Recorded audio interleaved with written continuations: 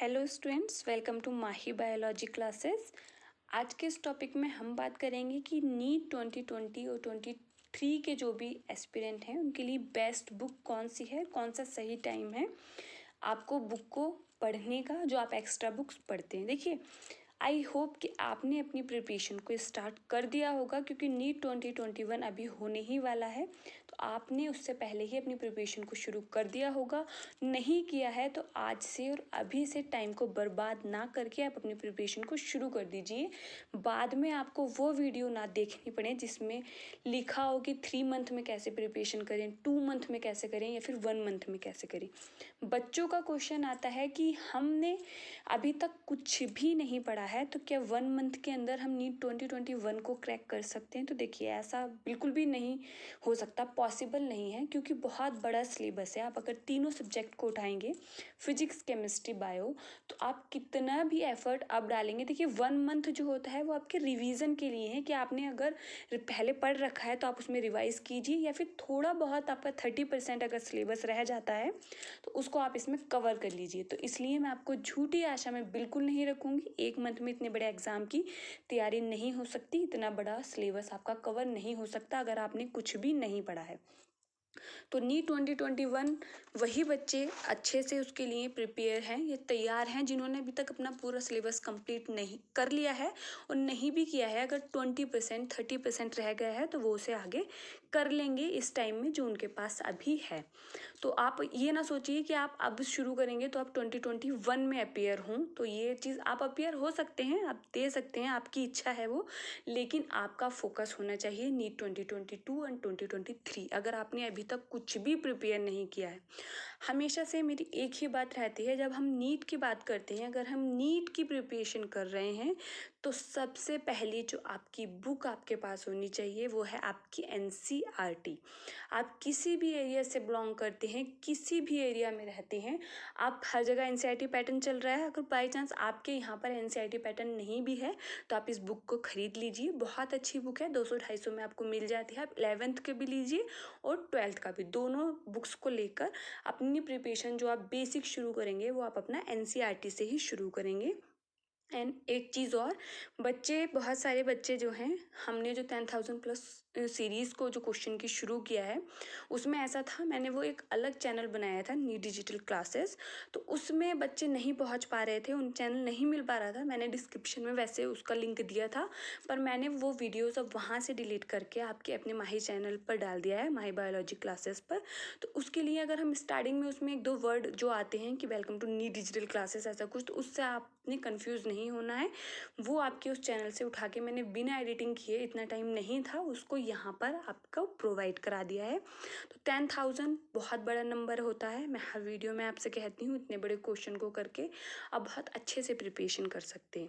तो देखिए, आपकी बेसिक बुक क्या होनी चाहिए, जो आपके पास होना बहुत ज़रूरी है। तो और भी बुक मैं आपको बता रही हूँ। बच्चों का क्वेश्चन होता है हिंदी की कौन सी बुक लें, तो देखिए, आप NCERT को रखिए अपने पास।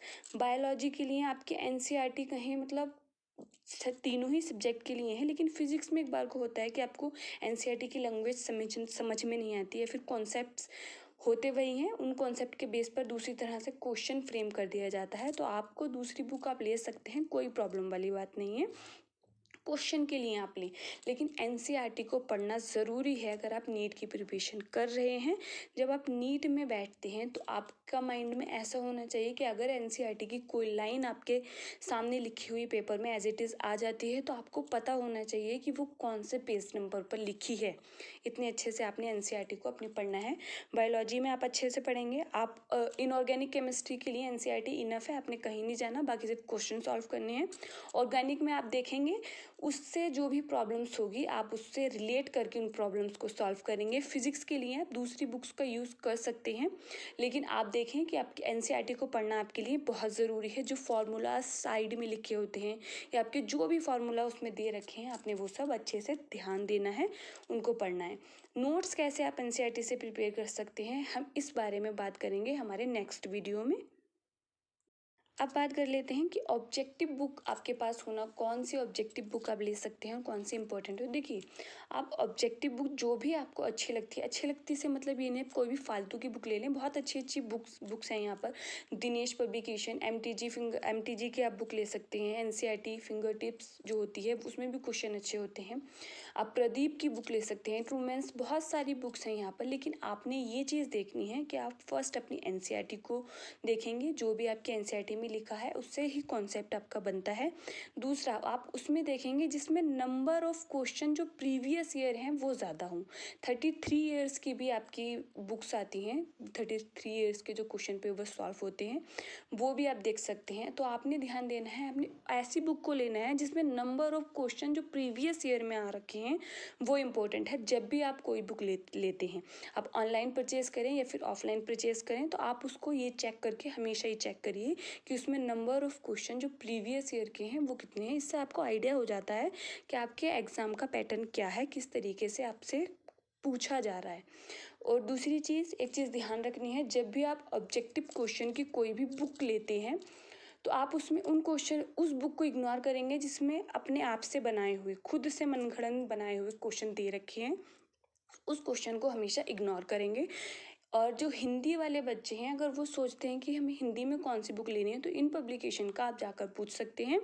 आपको अरिहंत में मिल जाएगा हिंदी पब्लिकेशन, आप उसमें जाकर आप उसको परचेज़ कर सकते हैं। तो देखिए, हिंदी और इंग्लिश कुछ नहीं होता। जो हमने 10,000 प्लस क्वेश्चन की जो सीरीज़ चलाई है, तो उसके लिए देखिए आपको मैंने इतनी सारी बुक्स के नाम बताए, तो आपको अलग अलग बुक्स, आपको मन होगा कि हो सकता है उसमें क्वेश्चन अलग हो, उसमें क्वेश्चन अलग हो। तो देखिए, प्रीवियस ईयर क्वेश्चन सभी में सेम होते हैं, किसी में अलग नहीं होते हैं।